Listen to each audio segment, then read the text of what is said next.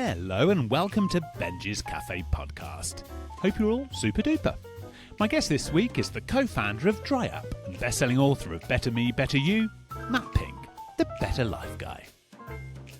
Matt joins me to discuss his sobriety and the impact it's had on his life, including the positive changes in his mental and physical health.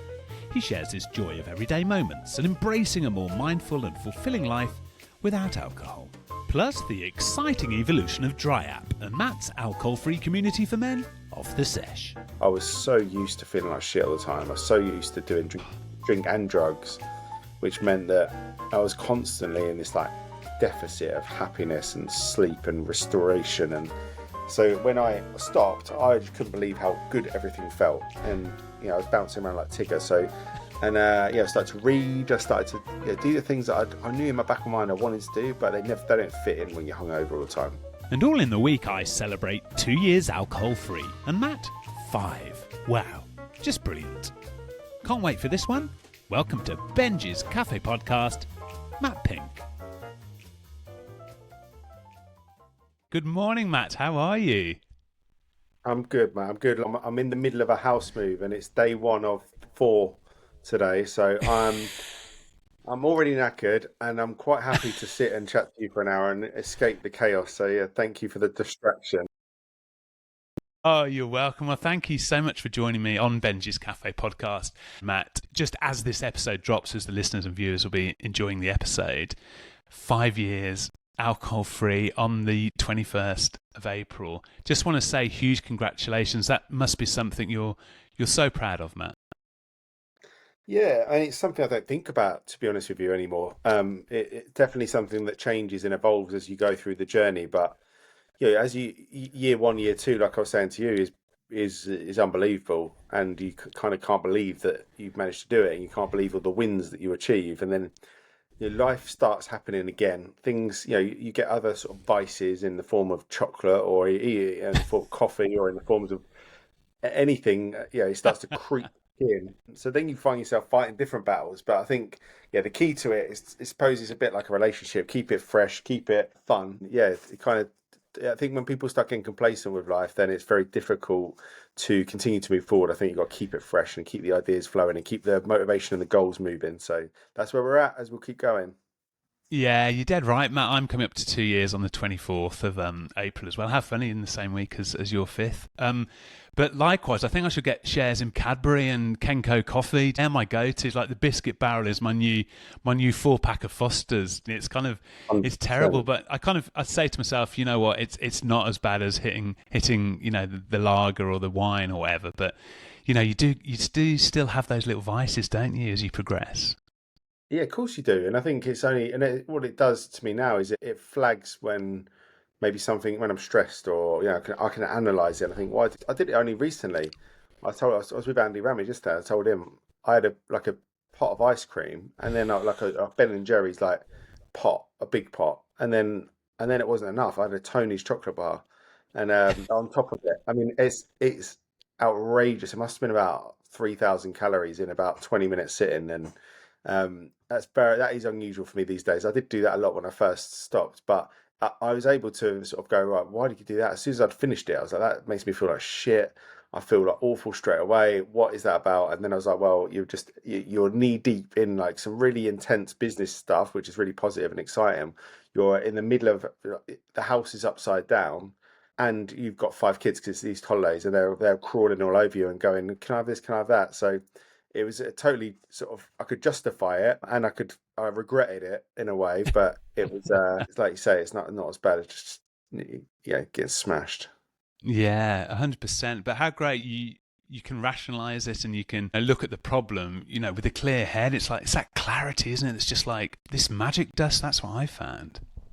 Yeah, it is. And I put various posts on Instagram about this all the time in different ways and shapes and form, but I put one up the other day saying that I chased this life for a long time through running, through diet change, through ice baths, through a new gym membership, through whatever it was, and just could never quite land it. And then when I stopped drinking, everything else that I'd been trying to do kind of fell into place without me even having to do anything. So is as much as, it is hard to do, and as much as I don't even want to do it. Like, it wasn't something I really wanted to give up drinking. I love drinking, and I'm still mildly annoyed that I can't do it because I'm an all or nothing person. And the same with that as well. I do a lot of content around my wife that can have a glass of wine on a Friday and she can have a bottle in the fridge still 2 days later, and I'm like, this is like madness to me.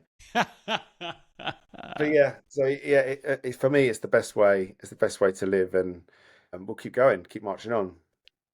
Can you just give us a little insight into your relationship with alcohol until that moment where you just decided, enough is enough? Was it a slow burner? For me, Matt, I could just sense it over, a few months, probably realistically looking back a few years, that this is something I needed to address. It's kind of so interesting, isn't it? I just wonder with you how long you kind of maybe had that inkling that, this is something I've got to have a look at. Yeah, I mean, my life was very extreme through my career. I was in the fashion industry in the West End, and my life was genuinely like a lot of partying and fashion shows and you know dinners and boozy lunches and a lot of drink, a lot of drugs, and it was just what I was in it for. And I managed to get myself to the top of that ladder, which meant more drink, more drug, Yeah. um, and then so that was kind of extreme lifestyle. So it was almost a daily occurrence. And then on the sort of flip side of that, I through tragedy lost my son when he was just a baby at 4.5 months old. So he yeah that was obviously horrendous and it still is horrendous. But then leaning on what I was already doing for comfort, like leaning on the drink, leaning on the drugs side of things to make myself feel better, was end up being a disaster cocktail, if you like. The Yeah. trauma and my behaviour and the people I was surrounded by, because that's who I wanted to surround myself with, meant that I just ended up going a bit of a nosedive, as it is kind of is understandable. But so my circumstances are unrelatable to a lot of people because I didn't have a normal 9 to 5 job and just had a few beers on a Thursday and a few more on a Friday and a few more on a Saturday. I was actively drinking and with people that were just having a lot of fun until it became not fun, and it kind of caught up with me physically, caught up with me mentally, and it was like I was fortunate enough that just before the lockdown, I'd start to experiment with having a week off, 2 weeks off, 3 weeks off, Oh, okay. and I was like, oh, this is actually amazing. I feel much better. Life is much easier. And then I was be like, well, that's not me. I'm my whole charisma, my whole character is like the opposite of the better life guy. He would have hated the better life guy. He was like big bravado, big party boy, the life and soul of the party. So for me to give up would be impossible because I'm surrounded with I put myself in the wrong place and the wrong people, really. And then lockdown came along, and I was like, this is my chance. Yeah. Yeah, the streets are closed. I'm furloughed at home. I'm away from everything and everyone. So I spent the first couple of weeks of lockdown doing the opposite and getting absolutely smashed because I was like, this is amazing. Just sitting in the sun in the garden. Yeah. And then decided one day, I was like, no, that's it. That's it. I'm done. I'm done for. And I always say for a bit because I never say forever. Um, I didn't know how long forever. I don't know how long for a bit it will be. I did initially give myself 10 years and said, right, let's do 10 years. Let's see if you can like change your whole lifestyle. Let's see if you can move what you do for a living and move it into something a bit more purposeful. See if you can look a bit better. See if you can be that, chase those fitness goals you've always wanted to chase, and see if you can change some people's lives for the better. So that's the journey I'm on now. And it's been 5 years, and I'm halfway through, I suppose, to my 10-year Yeah. year. But obviously, that thoughts on that change all the time. Sometimes I still fantasize about it. Sometimes, most of the time, I don't think about it at all. Um, and that's where we're at with it. So yeah, it's been like I said to you at the start. It doesn't really feature. Unfortunately, my wife doesn't drink a lot. She went sober with me for 3 years initially, just to help me. And yeah, I'd say it's safe to say I've built myself a life that it would be very difficult to drink now because of what I do, because of what I'm used to doing, because of what I fit into my day, because of the way I see life is through certain goals and certain feelings, and they all are sort of the foundations of those are being alcohol free that allow it, and the sleep that comes with it. So Oh, yeah, we'll just keep going. the sleep, Matt, in particular, it's like I couldn't believe it when I knocked it on the head. I was like, my sleep rocketed, and also just touch on what you mentioned there, Matt, just the productivity in my life, just what I was achieving, and that beautiful, I call it the Saturday morning glow, where it's like I've got my full weekend. I'm still amazed by what I'm cramming into my life. It's wonderful.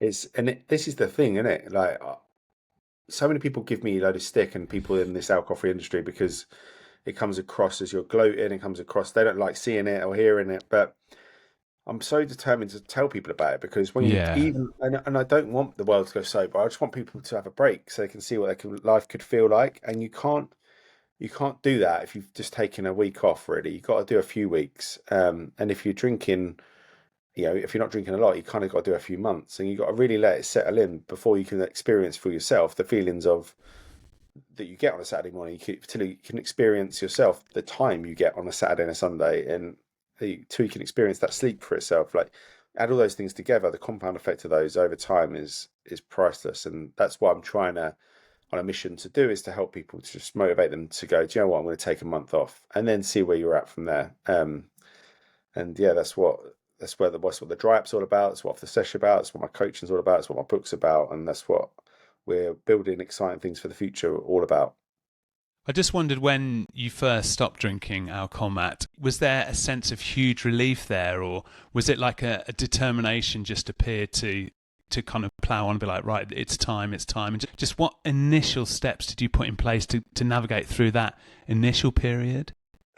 I took up running, which I'd always wanted to do and always done a bit of, but I just wanted to do it because at the time, because I was furloughed, I was like, right, let's start running. Because everyone was doing that sort of 5K thing. I then bought a load of alcohol-free beers, which I was hammering, and I was really fortunate because of my extreme behaviour the wrong way, the extreme feeling I got of the positive feeling of giving up. I got more of a kick than most people, because I was so used to feeling like shit all the time. I was so used to doing Oh, drink and drugs, which meant that I was constantly in this like deficit of happiness and sleep and restoration. And so when I stopped, I just couldn't believe how good everything felt. And I was bouncing around like Tigger. So the main steps were literally just starting to exercise, and start to read. I started to do the things that I knew in my back of my mind I wanted to do, but they don't fit in when you're hungover all the time. So oh,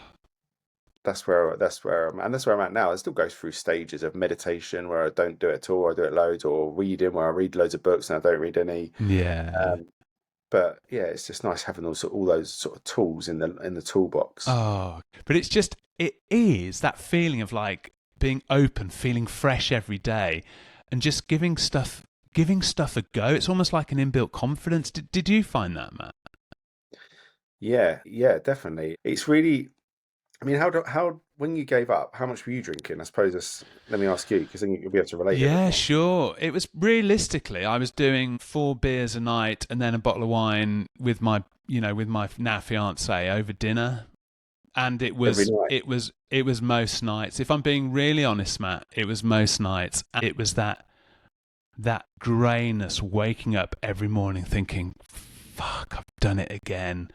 That lethargy, that sluggishness, just feeling like I literally would say to myself, Matt, in the car, like, Ben, break the cycle. Like, you've Mm. just got to break the cycle.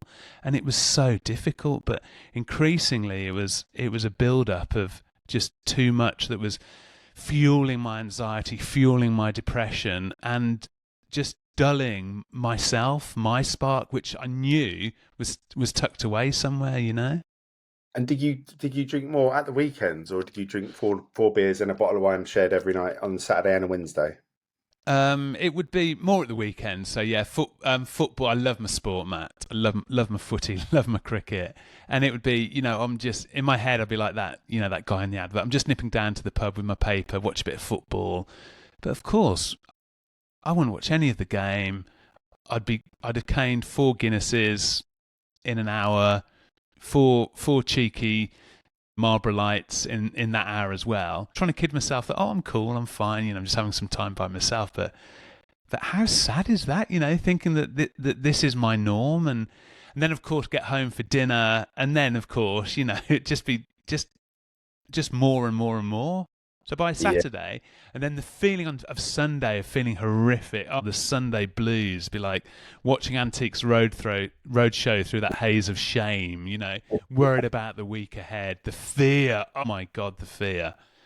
Just, Yeah. just it was time. It was time, and increasingly seeing, some of my peers in the acting world who'd become alcohol free, seeing their spark return, seeing how good they were looking aesthetically. Like, do you like looking at sort of before and afters? Like, I've got a bit of an obsession with it, Matt, where I'm just like, my God, I used to look like the Grim Reaper. I mean, I still look like Bruce Forsyth, but it's like clearer skin, clearer eyes, and Yeah. that's fascinating as well. The aesthetic of change.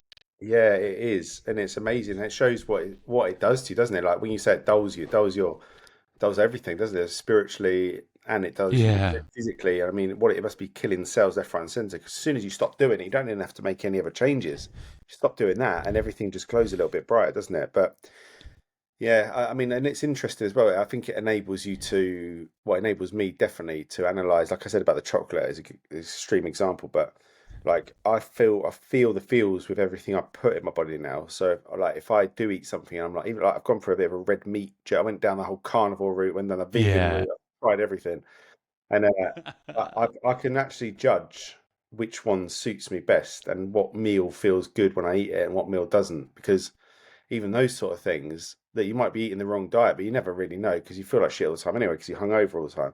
So you just put it under the same umbrella. But when you stop drinking, another win is you can start to analyze everything that you put in your body and what does feel good and what doesn't feel good. And that's where my journey's been like focused over the last few years. It's on that nutrition, it's on that movement. What's my ideal exercise routine? What's my ideal diet that goes with it? And I'm still yet to properly nail it, but it's got to be a good problem to have, isn't it? Your best-selling book, Matt. I'd love to ask you about Better Me, Better You. Could you just tell me how that came about? Were you approached, and also, just would you say in there, it's almost like it's how to help people form new habits as well as maybe ditching the booze for good, like more positive habits within their lifestyle. Definitely, and that's why I call myself the better life guy rather than the sober guy. That's why I call myself Yeah. the book doesn't mention anything about sobriety in the cover or the title because that yes that's the foundation. But I got more excited, and I still get more excited about the other stuff rather than that because I don't like I talk on social media about alcohol free all the time because that's kind of the doorway in. But the real good stuff is when you're in, then it's like, okay, what else can you do? So I wanted to. My whole purpose behind all of this stuff is I wanted to start a movement of people. That's why we started the Dryyapp. That's why I've got the men's group because there wasn't one that I could find when I was doing it. So I was sort of white knuckling it on my own. I was looking at Andy Ramage's stuff, and it's kind of all he was the only person really doing it. So um, when I started doing that, my Better Life guy on Instagram took off fairly quickly, and people were asking me a lot of questions. I thought, wouldn't it be great if I could almost write a bit of a guide on how I've done it, but also in a format of what I've done and maybe what my suggestions of what you could do for each thing. So that's why it's Better Me, Better You, because each chapter's kind of like, okay, giving up the booze, better me, this is what I did, better you, here's some good ideas for you to take away. And it's kind of that self-help format where it's got a summary at the end of each chapter and you can pick it up and put it down. And that's what people say they love about it because it's not like you've got to sit there reading a novel. It's written by me and it's written in my style and you can hear me in it.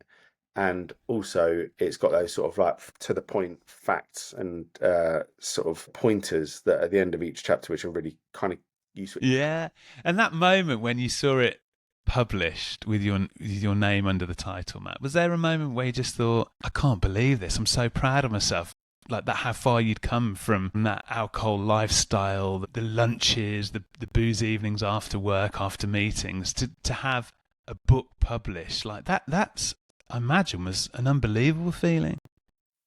Yeah, I mean, I think it was unbelievable for my English teachers.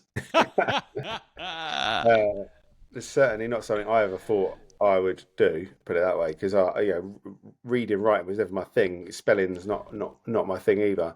Um, so yeah, I was really proud of it, and it's funny because when you mentioned it at the start of the show, I thought to myself, "God, I've forgotten about that." Like it's kind of like so far away. There's certain things that Yeah. I move on all the time, and I like to sort of like plunge things in and achievements in, like get a goal, go and smash it, and then move on to the next thing. And that's a great behavioural habit to have, but it's also sometimes a little bit. I think I need to sit in the moment and look back and sort of enjoy times a little bit more because I am kind of always on to the next thing. So yeah, it continue to get nice messages about the book all the time, and it's a lovely thing to have out there to help people. Well, you do so much to help people, Matt. Never lose sight of that. And also, quite recently, I noticed on your socials that you're supposed to be doing the Paris Marathon, and decided, you know what, it's just not sitting with me. Is that right? But I really admire the fact that you thought, you know what, this isn't right for me at this point in my life. Is that kind of a fair assessment? Definitely, yeah. And I signed up for a marathon because I basically did the London Marathon 12 years ago in memory of my son when he died, and I wanted something Mhm. to focus on. And it was really helpful for me, and I really got through the grief through running sort of long distances and sort of running that day in his memory. And it was obviously really emotional. But I then wanted in my back every year I've applied for London into the Balex. I thought wanted to do it for myself, but I never ever get in. And then I thought, you know what, I'll apply for Paris because it's the same sort of times in April.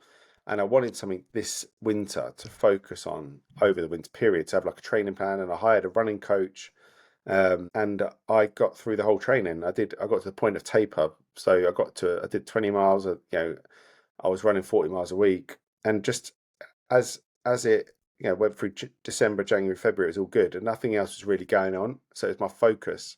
And then we decided to move house, and we were also going through some really exciting changes with our app. We're raising money, we're building a new version of it. It's really all singing and all dancing. So that happened quite quickly. So suddenly I was on these big investment calls because we were bombarded with people that wanted to invest. And then we hadn't anticipated that volume. So I was doing that. And then we were moving house. And then I was having to shoehorn in like a 17-mile run on a Tuesday. Yeah. And I was like, I started to fall out of love quite quickly with the running. So I'd be going out for these runs, and the whole time my mind's thinking, I need to hurry up. I need to fit this in. I've got to do I've got loads to do. And I just thought to myself, why am I doing this to myself? And something's got to give, and it can't be the business. It can't be my house move. So I questioned why I was doing it, and I realised that I'd only done it to get through the winter months. I'd only done it to have something to focus on, and actually Yeah. I'd done it. And actually doing the actual event itself meant 2 or 3 more weeks of running, which I just didn't want to do at all. And it meant running a marathon, which I felt like mentally I didn't even know if I would be able to do it, even though I'd done all the training. I thought if I'm struggling with like even doing 5 miles on a Wednesday because I'm so busy mentally, my body everything felt like a struggle. So I decided to pull out of it with 3 weeks before it. And yeah, I think it was the best decision I've made in a long time because old me, and I'm trying to change my ways, like I said, would be trampling over myself and going, right, let's move on to the next one. We've got to do this, we've got to do that. And I could just feel myself breaking a little bit, and I didn't like it. And to be honest with you, ever since I pulled out, I have been so busy. I've reflected a few times and thought, God, thank God I did that because I just haven't got time for it. So I went to Disneyland instead because we'd already put the accommodation and the transport. So we were like, well, let's take the kids to Disneyland. So they had a much better time watching me Perfect. slog my way around the streets. Well, I did the London Marathon, Matt, gosh, 2016, and I knew I was slow, but I didn't feel particularly good when a guy dressed as Jesus carrying a cross overtook me. I was like, Yeah, maybe this is my first and last marathon, but a nice achievement and a good atmosphere nonetheless. I just wondered, Matt, as well, you mentioned there Dryyapp and working with Andy Ramage. He's super inspiring as you are. How how did he help you in your early days of becoming alcohol free? And I just wondered, how excited are you about the advancement of Dryyapp, the developments taking place there? yeah, he's just a legend. I love that guy. And when I first found him, I didn't know him, but he didn't live far away from me. So I was like, right, let's go for a coffee. So I met him in Yeah. Brentwood, and I was just like, right, it was just like a pull to go and see him. And then we just started chatting, and I was like, look, I'm going to start doing some sober stuff. You're doing sober stuff. Can you give me some pointers? And he gave me some pointers, and then I started launching my own stuff. And then we just became mates. And then we were doing I was doing some events, and he would come along to and then we did a joint event in Ireland. And it was actually on that in that trip in Ireland, we were discussing the idea of doing something together. I've always wanted to create something that's like with that fashion background. I wanted to create something that's a bit cooler. I know something Yeah. people like a movement people wanted to be part of that they're sort of like, yeah, this is quite cool, rather than something that's really corporate looking, and it's like sober this, sober that. It's like, let's just create a word, let's create a thing. So then we were Yeah. like, what about dry with two Y's? And um, we were just discussing it in a hotel in Ireland, and we were like, yeah, let's do it. So we just had the idea, and then I basically put my career in the bin, chucked myself fully into it, and that was 2.5 years ago.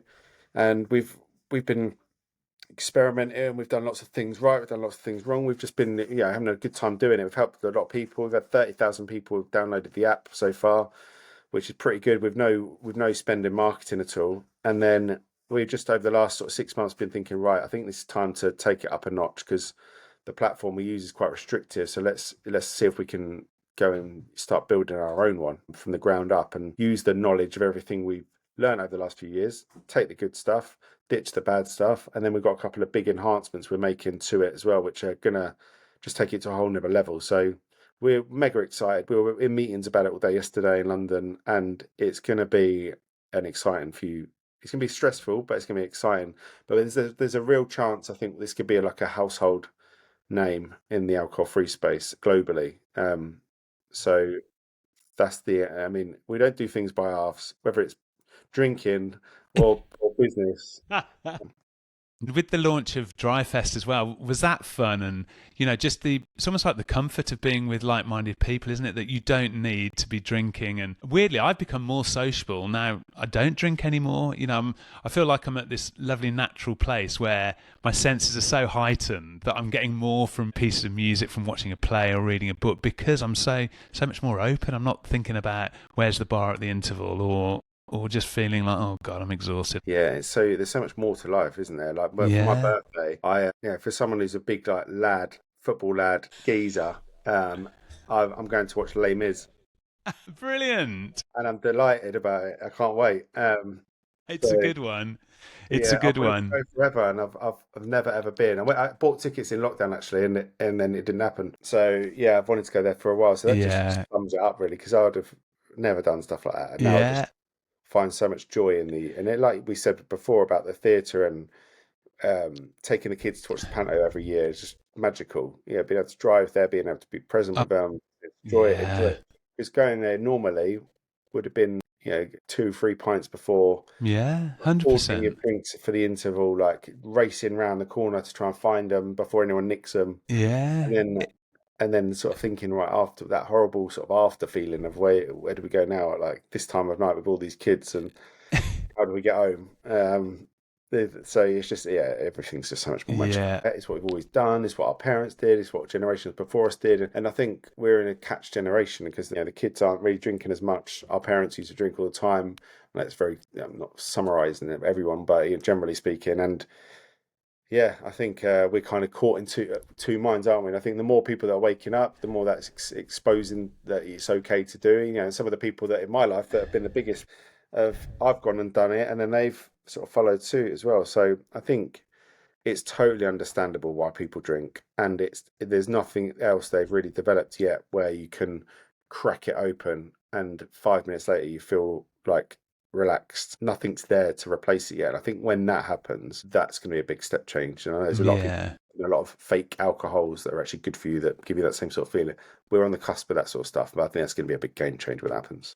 Yeah, I think it's just going to explode. I think, don't you, Matt? It's exciting. It's an exciting time.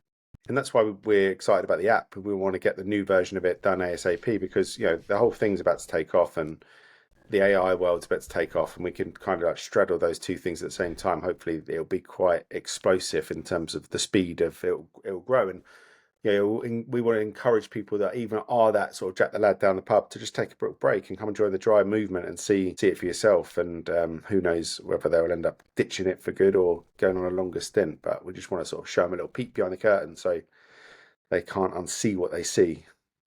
What I love as well is the ethos behind Off the Sesh, Matt, just helping men assess their relationship with alcohol, and those kind of community weekends you have and activities. That must be a huge help for so many people. I think that's like wonderful, because initially when I gave up drinking, it's like there's always like you have to give an explanation, and so I imagine to be within that community with like-minded people must help so many. Yeah, it's brilliant. I love the lads that are on there, and we've done a lot of good things together. We've done a lot of cool stuff. We're going to Chamonix in June, and that's the next one. And yeah, we do a mixture of stuff, spiritual stuff, activities. Yeah, it's that whole thing of what do you do when you're a man and you stop drinking, and all your other mates are still drinking. And so I just wanted to create something where people could come and join me and join like-minded men. We have a catch up every Monday over Zoom, and then we just plan trips basically, and just where do we want to go next, and what do we want to do, and kind of just look forward to that. And it kind of pulls you forward, and especially lads on their early adventures, like if they can go right. I'll come on the Monday calls. I'm in the Dryyapp. I've got support around me, and then actually I've booked to come to Chamonix in June. So let's use that as a bit of an anchor to get there. And then once we're there, we just have such a laugh. It's just like you don't ever notice that there's no booze. In fact, it's just the opposite. 'Cause people are up at 6 in the morning and journaling and out in the nature, and we're going to go and do some hiking and cold water swimming and all that stuff that makes you feel really good. And doing it together as a group of lads, it's magical. So yeah, it's a real like passion of mine. And I think you mentioned at the beginning of the chat as well. It's, you talk so much about alcohol free. I do to my friends, and I get a bit worried sometimes that, oh, am I overdoing it? But I just can't help it, Matt, because it's been such a game changer for me. I just wonder if you had any, advice for how I could navigate that. I just feel like I just want to keep flying the flag, but not be boring to people. Well, the thing is, there's joy in boring. I love being boring. Me and my missus invested in a new mattress, right? That's boring chat. But we did it in November, and we get into bed every night and we look at each other and go, "Oh my God, that is the best feeling in Yeah, the world." And when I say every night, I mean like, 8:30, 9 p.m. Get in yeah. bed. My ideal night is I'll take a couple of magnesiums about 8 p.m. and then I'll maybe watch TV for about half an hour, and then I'll go and have a shower, and then I'll get in my clean, ready-made bed that's with my new mattress and just lie there and maybe read a book for a bit. And that's brilliant. And then get up every morning with Oh, the kids, before the kids, go out running, start the whole day again. So boring for me is brilliant, and I'd much rather have that than sort of being in bed at 2 o'clock in the morning, waking uh, up at 4 o'clock in the morning, like dehydrated, mind going crazy, and then waking up needing greasy fried food, and uh, that's just not. So yeah, that might seem more exciting for some people, but I think owning the boring is a key part of it. and it's that feeling of knowing you're going to be waking up, you've had a good sleep, and ready to attack another beautiful day. I just can't see myself getting bored of that lovely feeling. Can you? No, I mean that's why I said to you before at the start is like for me, I have to have things going on and goals and things to work towards, because I suppose the answer would be yes, I could see myself getting bored of it if I didn't use the tools I've got. So if I've getting given this Yeah, platform of sort of energy and consistency, then I'm going to use it, and I'm going to use it to do things that aren't like normal, like running some of the biggest events or running a festival or starting a yeah. global app. Because that's the sort of shit that gets me excited to go to bed, to get the good sleep, to wake up, to go and crack on and do it again in the morning. So that's the key message I'm constantly banging, especially to the lads in the group, because that for me is the most important thing. I think if you just go and live the same life you've always lived, but just don't drink, I find in my experience of helping people, quite often results in going backwards and picking up the drink again, because you kind of haven't used the tools in your arsenal, if you like. And what's your happy now, Matt? You mentioned that the love of getting to bed nice and early on your nice comfy new duvet and mattress. What aside from that, the comfort of a lovely bed, what makes you really happy now? Is it just being clear headed to be with your children, to starting the day fresh? Yeah, and it's a really interesting question because I've been pondering it a lot recently. Because I went on a retreat with the lads actually, and just sort of we explored that question because it's quite profound. If you sit and explore what makes you happy, but also then the deeper question of that is when have you been happy before? And actually, it's like the sliding scale, isn't it? There's obviously Yeah, joy in every day, but what truly makes you happy? And I think for me, it's feeling good myself first of all. So like waking up feeling good because I've had a good sleep, but also because I feel good in myself, because I feel fit and I feel strong. And then it's like the layers after that are getting up early and then seeing the sunrise, and then having a nice coffee and sitting in silence and being with the kids and being able to be involved with them and take them to school and pick them up from school and be an active dad, and though all just that day to day life. I think this is the kind of big summary and metaphor of it all is that when you drink, you look forward to the moments, usually at the weekend and the parties and the gatherings. When you don't drink, I look forward to the mundane daily things, like picking the kids up from school or seeing them run towards you after they finish school or whatever. Oh, Or waking up and just having a nice cup of coffee and tasting the coffee and feeling like it's actually kicking in. yeah. Those things make me happy. And as well as we have like family traditions that we do every year, like going to pick the Christmas tree, like going to the pantomime, like going on our holiday we go on, and there's a general always a thing we're looking forward to doing, which is like keeps our chat going. And then when that moment comes in the morning, when the taxi's outside at 4 a.m. and we're all piling in to get to the airport, that as opposed to going on holiday tomorrow, so let's have 5 pints because that's what you do. And then you fall to the airport and you get in the airport and you fall in the first pub and have a couple more at 4 a.m. It's just night and day. So yeah, I think what happiness is to me is definitely an internal job. It's not nothing that exists that I can go and clutch or buy. It's a feeling of you've kind of all of your things have aligned. You've slept well, you've eaten well, you feel good, you're working out, and everyone's healthy and everyone's happy. And I think that's ultimately what life's all about. It's almost that feeling of that calm space where you say everything has aligned in life. And I was sat on the patio last week, the sun was out finally up here in Liverpool. But just weirdly, it's like I wasn't feeling anything. I just felt this beautiful sense of calm with the coffee. And it's like, that's my happy now. It's it's just this lovely calm space, and without the panic, without the stress, without feeling grey, without the dehydration. It's just fantastic. And to be 5 years alcohol-free, Matt, I applaud you so much. Honestly, I tell you what, if I had indoor fireworks here, I'd be letting them off right now for you. A few little indoor Catherine wheels, but honestly, I think it's fantastic, and it's been so lovely to chat to you. I commend you on all your work with Dryyapp, with Andy Ramage, and off the Sesh. You help so many people, and you've helped me so much with all your content on socials that suddenly when I did decide to go alcohol-free, there was help there. There were other people my age with the same drive to be happy and to become happy. So I thank you so much for that, Matt, honestly. No, thank you, mate, and keep doing what you're doing. 'Cause I'm sure you're helping many people as well, and I think that's ultimately what we're all trying to do, isn't it? Is just keep continuously building our army, and then the more people we can inspire, then the more people will live a better life. And it's not just them that live the better life; it's the family and friends around them that get a better version of you, and it's the people you inspire. So, yeah, it's just a positive trajectory that hopefully we keep all following. Well, I hope the move goes well. And enjoy Les Miserables. It's a great show. You're going to love it. End of Act 1 especially. You'll love it. It's brilliant. But Matt Pink, the Better Life guy, thank you so much for joining me today in Benjy's Cafe podcast. Thanks for having me, mate.